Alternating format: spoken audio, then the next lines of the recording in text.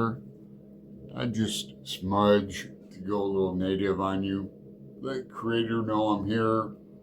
Smudge my glasses so I can see clearly into the 20 questions tag.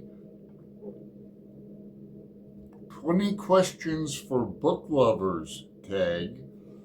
Valentine's Day month, you know. Happy belated Valentine's Day to you. Hope you got a Valentine or two. This is a new original tag created by JJ the Bookworm Blacksmith. Go check out her channel. It's a cool channel.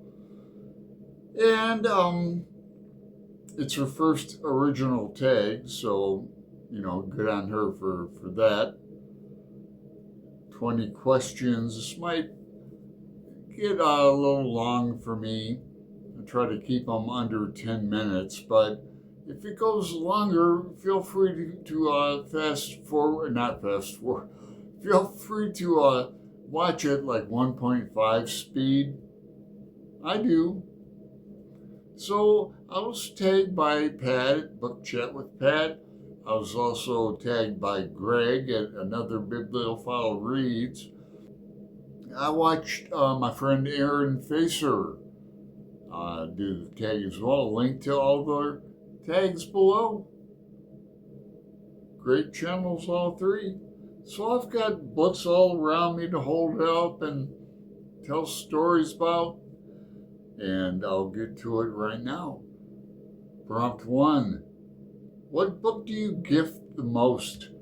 Well, I must say it's John Berryman's award-winning, Pulitzer Prize-winning collection of poems, The Dream Songs. I have 2 copies, this one pristine, this one all annotated up by me.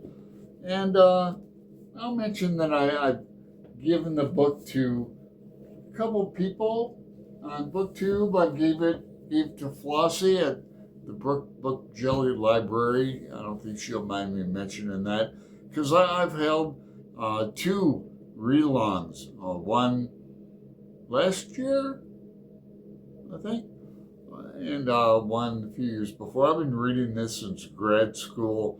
My mentor and poet recently died, Norman Doobie.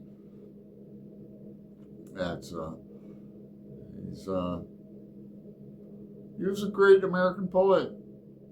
And he turned me on to John Berryman. He met John Berryman. He told me stories about Berryman and Yeats. And so I gift that book a lot. Another book I gift, I'll be talking about in prompt 2. What book do you recommend the most? Well, besides Joyce or something, or Faulkner,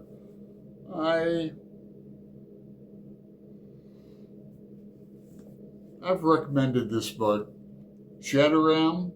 I've gifted this book too, not lately. It's a chunker book. Greg DNF'd this book. Funny story, but I adore this book, and I'm going to read it this year. And I have the sequel to it too, The Mountain Shadow. Don't remember this very well, but pristine book. I need to reread it. Prompt 3. What book has changed you the most? Has shown you a new POV, given you new knowledge, etc. I'm going to copy Pat on this and go with, my all-time favorite book, Finnegan's Wake. I'll be reading this the rest of my days and enjoying it as well. It's thoroughly annotated up by me. It's a great novel. Great novel. All right. group read that last summer. It was a great experience. 4. What book hasn't left your mind since you read it? Harry Crews, Scar Lover. I met Harry Crews back in the day. I almost went to University of Florida when he taught there at Gainesville. Donald Justice, the poet, taught there at the time. I buddy read it with Brian at Bookish, and pretty sure he enjoyed that. 5. What is your most niche book? I've been talking about some tarot lately. I'm getting back into the Thoth deck by Lester Crowley. It's one of my favorite decks. I know it very well. So I've been reading this book. It's a new book, 2024. Tarot Mysticism gets in a Kabbalah and the Thoth deck. What is a popular book you feel lives up to the hype?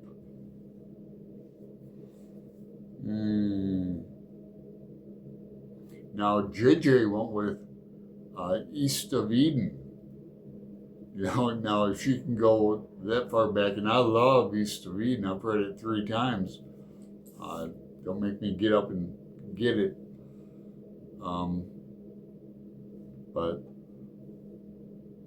if you want to read a great classic, I as my stamp of recommendation on it. A popular book you were disappointed by or disliked. Okay, I'll get into the 21st century here. Fourth Wing, DNF'd. Infamously, if you've been around my channel, I've mentioned that before. No big deal. I mean, I like fantasy. I just, the dragon sex got old, if you can believe that. The dragon sex got old, if you can believe that. Dragon sex got old, if you can believe that. 8. What is your favorite book outside your comfort zone? I'm going to somehow bring Borges into the conversation because I'm not saying it's outside my comfort zone, but it's a surprise. Not a surprise. I'm just glad I finally read it. This was a gift from Greg, another Bibliophile Reads, and Aaron Facer has been reading this recently, and I need to get back into it. Greg's read all the stories in the book. I have not. I probably read maybe a third of them. Before I forget, I want to mention this book, but kind of goes with the first prompt, because this is a book that I don't give, but I've received, because I complained about this, my old copy being such small print, and I was begging somebody to buddy read it with me, and finally, Debs at Rainer Reads agreed to buddy read it with me, and Patricia H. sent me this 50th anniversary edition. It's a great edition with bigger print, and we'll be buddy reading that in March next month. 10. What is your favorite kind of story to read about? Shadowram again here because it checks off all the boxes for me. It's adventurous. There's drugs and alcohol in it. It's a crime novel. There's a romance, love story in it. It's the main character changes a lot. I'm not going to say coming of age. It's not like that. But he grows in the sequel. I know he gross too. So looking forward to getting back into those two books sometime this year when it cools off a bit. What book do you wish you had written? Here's a book that you don't hear about a lot. Homeboy, Seth Morgan. Greg and I, buddy, read this. I finally got him to read it. I turn people on to this book fairly often, and I enjoy it. Seth Morgan was a young writer, and he passed away tragically in New Orleans on a motorcycle in the height of his fame. 12. What is your favorite or most rewarding experience with a book? Gotta go with Ulysses. Yeah, group read this on BookTube a few times, and it's always a great experience. Ulysses. We infamously, buddy read that, the Ulysses 6 a few years ago. 13. How do you determine what to read next? I'll let other people keep my schedule for me. No, I use a variety of ways. Other people, no joke, on BookTube, the monthly read alongs. I like to do one a month. My library, my hold shelf determines what I'm going to read next. I have to go pick up a few books. I'm going to be buddy reading with my father, S.A. Cosby, All Sinners Bleed. All the Sinners Bleed, put it up here. I have to pick that up. I have to pick up a couple books of poems. I have to drop off some books I've had. One on the cantos, which has fallen away. Aaron Facer and I are trying to get through that. We are slowly but surely, we're getting through them. And I've got the companion to the cantos as well. Another gift from my friend Greg. But I had a slim vial, I'll show you. So I had this Drafts and Fragments. Maybe I ought to keep it. I've had it checked out for months. Yeah, I'm going to keep it. There's some Chinese in here. Last time I talked to Aaron, I promised him I was going to get into the Chinese section. So I'll keep it. It's not like how they want it back anytime soon. But answer the question. I like Ken Follett. And he's got a newish book out. Came out in 26, I'm pretty sure. Circle of Days. And I've got that to pick up at my neighborhood library. They finally remodeled it. It's the Hollywood Library. And they opened it like a few months early. So cool on them. I'll be picking that up, and as soon as it hits on my audio Libby app, I'll be reading that book, and I can't wait. I love Follett. It's about the history of Stonehenge in fiction. 14. What is a book you wish you had read sooner? Not put off so long. I'll answer this question with the same answer, War and Peace. I like this translation, Anthony Briggs, and I haven't marked it up yet, except for in the back with the cast of characters. Yeah. Because we're going to be reading this in a group read next year. So look forward to that. you know, don't put it off anymore. It'll be my third read of that book.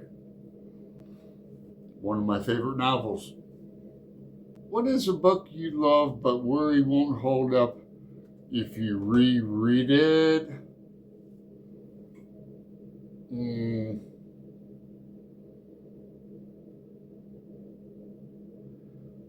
Well, I was going to say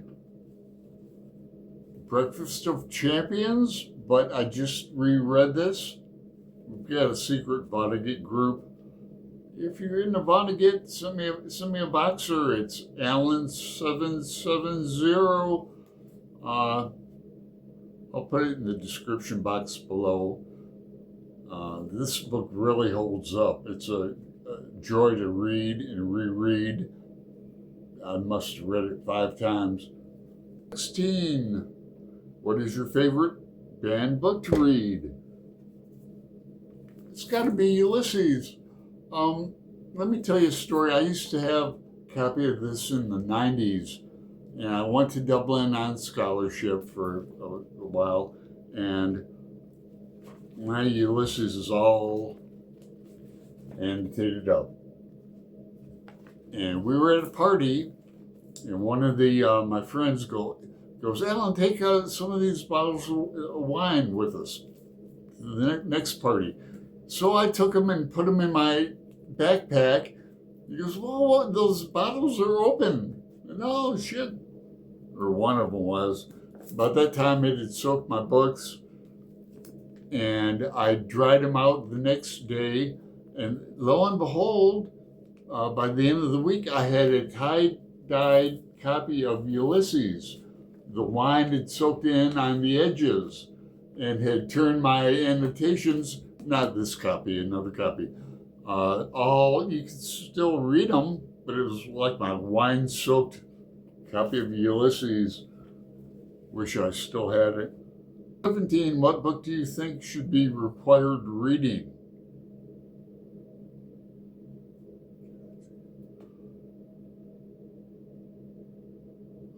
Let's see if I can answer that better.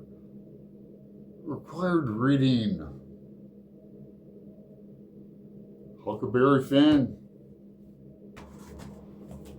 Required reading. Possibly my favorite banned book as well. 18. What is a book that you love but won't get a chance to talk about as much as you'd like to? Some Tibetan peach pie. Tom Robbins should be talked about on BookTube more often, in my humble opinion. 19. What is the best book you've read so far this year? Mugla Fugla. Besides Gravity's Rainbow, it's like the only book I've read so far this year. Although I'm reading Margaret Atwood's Onyx and Craig right now and really enjoying that. 20 from Doug at Doug Irvin 2413. What is your favorite soliloquy or short speech from literature? And I'm going to go with Jacques' soliloquy from As You Like It. And that's Act 2, Scene 7. All the world's a stage, and all the men and women merely players. They have their exits and entrances, and one man in his time plays many parts, his acts being 7 ages. The first an infant merely and puking in the nurse's arms, and then the whining schoolboy with his satchel, the shining morning face creeping like snail, unwilling to school, and then the lover sighing like furnace with a woeful ballad made to his mistress's eyebrow, then a soldier full of strange oaths and bearded like the pard, jealous in honor, sudden and quick in quarrel, seeking to bumble reputation, even the cannon's mouth. And then the justice, in fair round belly, with good capon lined, with eye severe and beard of formal cut, full of wise saws and modern instances. And so he plays his part. The sixth age shifts into the lean and slippered pantaloon, the spectacles on nose, and pouch on side, his youthful hose. Well saved, a world too wide for his trunked shank, and his big manly voice turned again toward childish treble, pipes and whistles in his sound. Last scene of all, that ends his strange, eventful history, his second childish and mere oblivion. Sans teeth, sans eyes, sans taste, sans everything. Okay, thanks. I'm going to tag some people. If you're mentioned in this, you're tagged. And let's tag Justin at Triumphal Reads. He was on the show last night. Tag Maeve at Maeve Ever Reading. She's going to be on the show next week. If you're watching, you're tagged. If you're mentioned, you're tagged. And I'll call it a night. I'm hungry. I'm starting to sweat. So appreciate your time. Thank you.